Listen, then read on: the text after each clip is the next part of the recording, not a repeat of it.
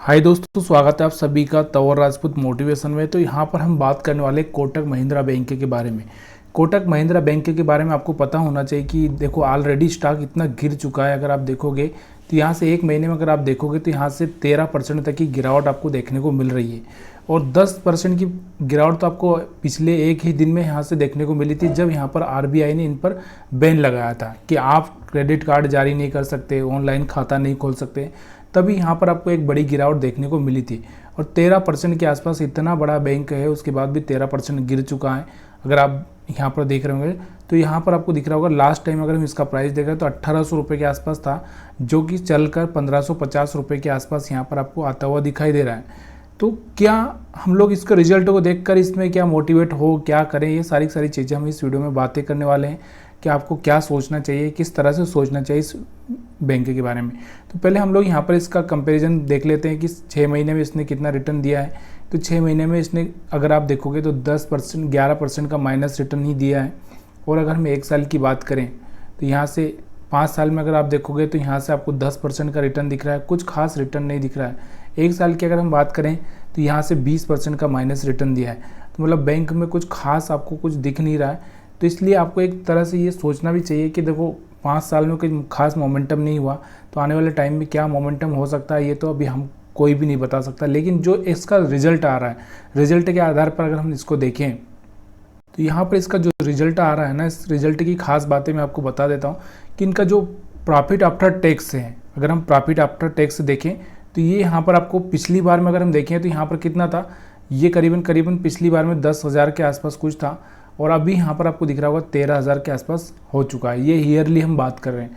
और अगर हम बात करते हैं यहाँ से क्वार्टर की बात करें, क्वार्टरली अगर हम बात करें तो क्वार्टरली अगर आप देखोगे तो पिछली बार ये क्या था, 3,400 मतलब 3500 के आसपास ही समझो, 3500 के आसपास था। और अभी यहाँ पर अगर आपको दिखाई दे रहा होगा तो यहाँ से आपको अभी दिखेगा जो यहाँ पर कितना हो गया, अभी यहाँ से ये कितना हो चुका है, 4100 के आसपास। ठीक है, तो ये सारी चीज़ें यहाँ से कहीं ना कहीं प्रॉफिट बढ़ता हुआ दिख रहा है। और भी अगर हम देखें इसका जो एवरेज करंट डिपॉजिट जो है कासा की, अगर हम बात करें, कासा आपको पता होना चाहिए।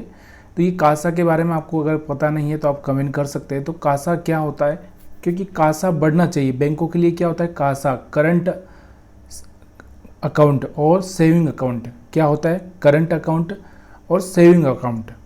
तो ये जो जैसे करंट अकाउंट की अगर मैं बात करूँ तो यहाँ से करंट अकाउंट के बारे में अगर मैं बात करूँ तो आपको समझा देता हूँ कि करंट अकाउंट होता है क्या। देखो करंट अकाउंट पे अगर आपको पता होगा कि 3-4% ब्याज देता है बैंक। अगर आपके करंट अकाउंट में पैसा पड़ा है तो वो महीने में या 3 महीने में जब भी क्लियर करता है तो 3-4% ब्याज देता है। चाहे आपके पास में 10 लाख पड़े हो करंट अकाउंट में, तो कौन जो व्यापारी लोग हैं, बिजनेसमैन, वो करंट अकाउंट का यूज करते हैं, क्योंकि उनको कभी भी निकालना होता है पैसा, कभी भी डालते रहते हैं। तो ये उनके लिए होता है और जो बैंकों के लिए एक सबसे ज़्यादा बेनिफिट करता है।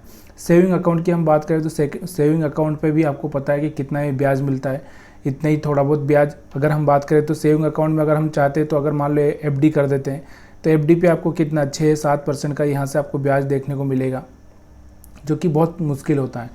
जबकि अगर बैंक दूसरे कोई तरीके से पैसा जुटाता है तो यहाँ पर उसको बहुत सारा पैसा मतलब लोन मतलब उधारी लेता है, आरबीआई से कहीं से लेता है, तो यहाँ पर उसको बहुत सारा पैसा देना पड़ता है। इसके चक्कर में ये करंट अकाउंट की हम बात कर रहे हैं तो यहाँ से इनका जो कासा हम बात करें, करंट अकाउंट की बात करें तो करंट अकाउंट बढ़ रहा है।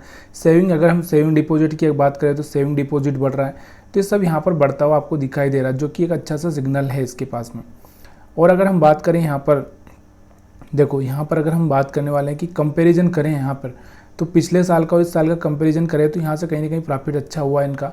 और एक और चीज़ यहाँ पर मैं बताना चाहता हूँ कि यहाँ पर इन्होंने क्या किया, डिविडेंड का भी ऐलान किया है कि ये, लेकिन डिविडेंड क्या है, ऊँट के मुंह में जीरा जैसा डिविडेंड है। 2 रुपये पर शेयर यहाँ से डिविडेंड दे रहे हैं, तो इसका कोई मतलब नहीं रह जाता, खाली ये तो एक दिखावा जैसा हो गया है।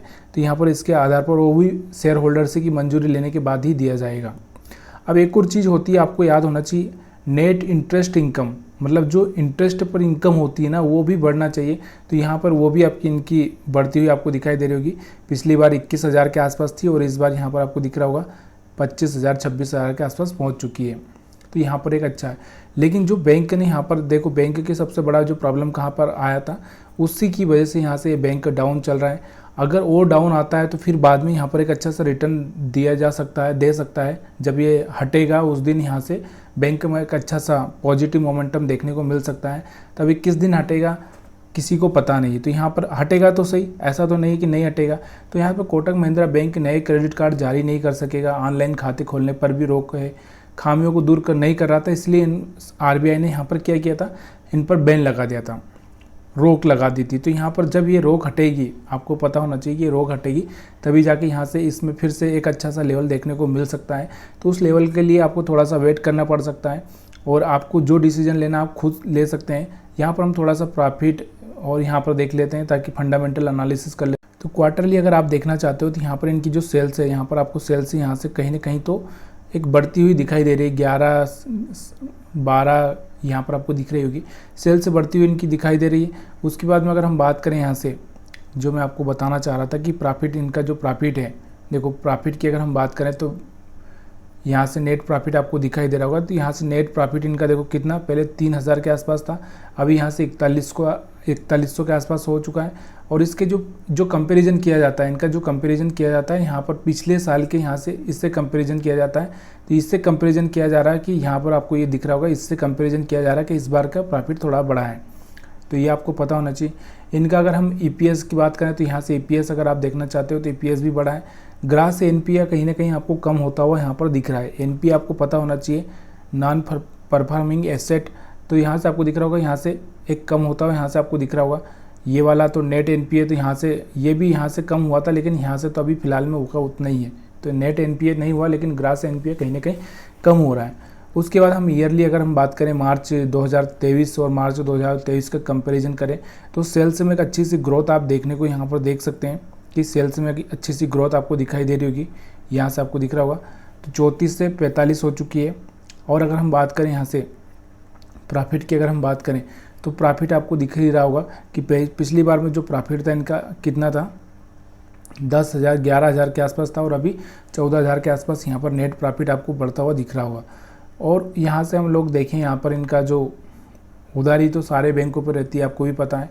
उसके बाद में अगर हम बात करें कैश फ्लो, यहाँ पर इनका माइनस चल रहा है। और यहाँ से शेयर होल्डिंग पैटर्न की हम जो मेन इंपॉर्टेंट पैटर्न होता है, तो यहाँ से आपको देखने को मिल रहा होगा कि शेयर होल्डिंग पैटर्न में अगर हम बात करें तो 26% की होल्डिंग प्रोमोटर के पास है, एफआईआई के पास में कितना 37 के आसपास है, और डीआईआई के पास में 23% के आसपास है, और पब्लिक के पास में 13% के आसपास है। तो मतलब कहने का मतलब क्या है कि अच्छा सा यहाँ पर शेयर होल्डिंग पैटर्न है। और इसके बाद आपको जो डिसीजन लेना आप खुद अपनी मर्जी से लीजिए। देखो यहाँ पर मेरा काम था एक्सप्लेन करना, इन्फॉर्मेशन को शेयर करना। वीडियो अच्छा लगा तो प्लीज़ यार वीडियो को लाइक शेयर कमेंट करना मत भूलिएगा। मैं किसी को बाइंग और सेलिंग की सलाह नहीं देता हूँ, प्लीज़ यार इस चीज़ को थोड़ा सा ध्यान रखिएगा।